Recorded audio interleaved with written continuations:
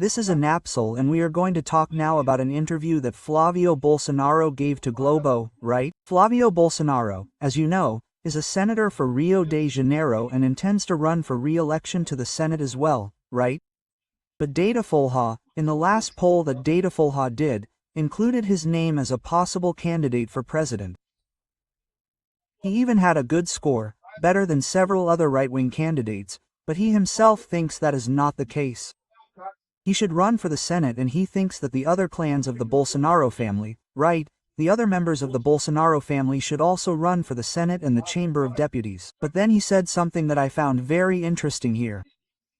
He said that whoever Bolsonaro's candidate for president is, whether it is Bolsonaro himself or someone else, has to guarantee that the pardon will happen, including for the Supreme Court. The pardon has to include Alexandre de Moraes. Is that true? It is a way out, right? Even a way out like the military in the 80s, right? When there was the pardon, when there was the amnesty for the end of the military dictatorship, the amnesty applied to both sides. It applied to the leftists and the military as well, right? This news was suggested by Casca de Dolorosa, Hermes, and several other people. Thank you to the people who suggested news on our website novisionibert@acuteria.com, and thank you to you who are watching our video. If you like our content, please like it and subscribe to the channel, okay? Well, Flávio Bolsonaro says he feels flattered by the suggestion of running for president, but he supports him and his family running for seats in Congress, right? We know that Bolsonaro has a plan, a very important plan, by the way, to have a majority in the Senate. This majority in the Senate is almost as important as having the presidency of the Republic. So, I agree with Flávio Bolsonaro that it is important for Eduardo Bolsonaro to run, for Michel Bolsonaro to run. Well, there has been talk of a Tarcísio Michel ticket, but perhaps Michel would be more useful as a senator for Brasília. She has a big advantage to be elected to the Senate in Brasília, so that would be another alternative. Brasília would be Ibanez Rocha, who is also an ally of Bolsonaro, along with Michel, and Bolsonaro would be the two right-wing candidates in Brasília. As far as I understand, that is the proposal, right?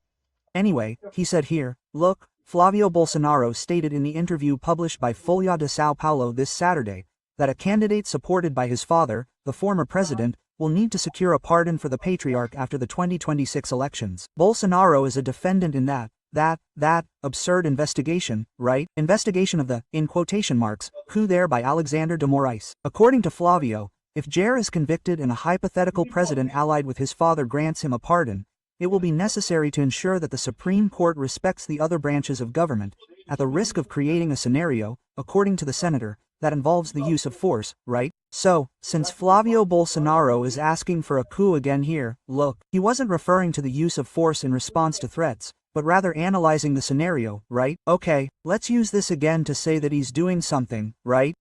Here, look, he won't just want to support someone who supports amnesty or pardon, but that it be enforced. It's clear that there's a chance that the Supreme Court will simply disregard the Constitution, as it has done on other occasions, disregarding the Constitution by saying that, oh, there can't be pardons, there can't be pardons, there can't be amnesty.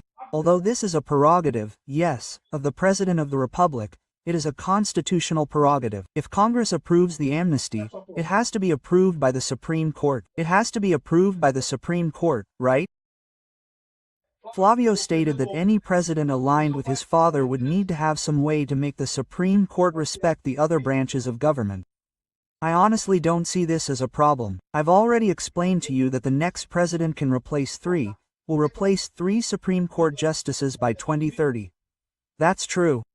It's true that this would mean that Bolsonaro would be imprisoned until practically 2030, because the last justice to be replaced is in 202, right?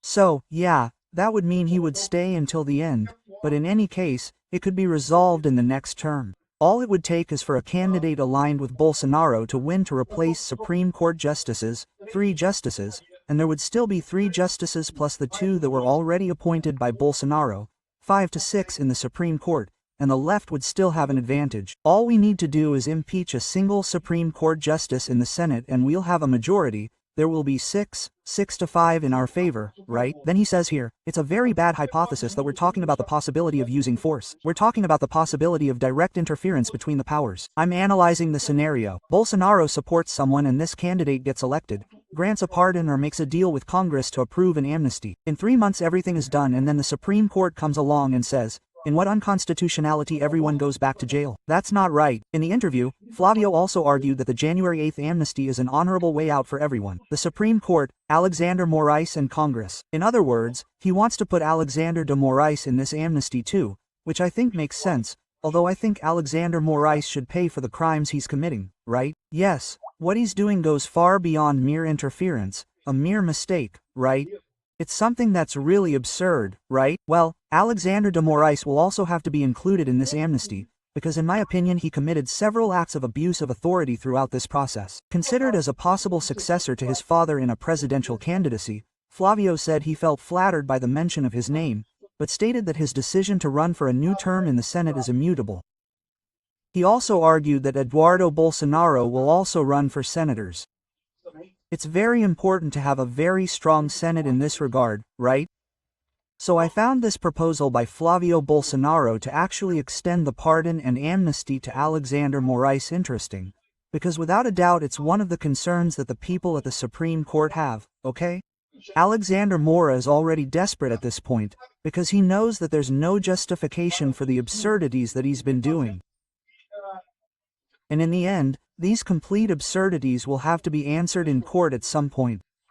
Oh, okay, but he's up there in the Supreme Court, nothing will happen to him. Yeah, I don't know. As I told you, there is a very real possibility that by 2030 the right wing will have a majority in the Supreme Court and these things can change very easily there, right? Alexandre Moraes certainly won't be able to keep up his lil show for long, and certainly one of his concerns is not ending up in jail with this mess he's making in this process, right? So it's an honorable exit for everyone, according to what he's saying here, a big amnesty for everyone and we move on, because the point is, will the right wing return to power? I have no doubt. The Brazilian population is moving to the right, right? The Supreme Court made a mistake when it thought Bolsonaro was an outsider, right? A stumbling block, a small detail. The population will return to normal. We'll go back to liking Lula and the PSDB, right? They're going to vote again between Lula and ANISTIAR. I don't know what there is. And they won't. They'll never do that again, right? So you can understand that the Supreme Court took this wrong path and then kept doubling down, getting themselves into a hole that has no way out now, in a situation where there's no way back. An amnesty would be a way to solve this whole problem, including for Alexandre de Moraes, right? The whole point of this story is that this certainly doesn't please Alexandre Moraes at the moment, because he still has this expectation that the population will go back to liking the centrist or the center-left or someone who isn't Bolsonaro or a Bolsonarist.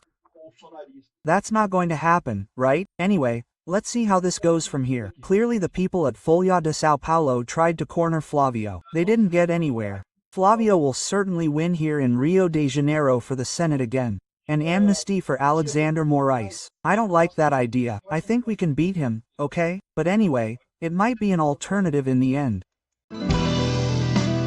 Thanks for watching the video until the end. In addition to liking, sharing and subscribing to the channel, consider becoming a sponsor with amounts starting at $1.99. Click the Become a Member button below to learn about the conditions and advantages of sponsoring the channel.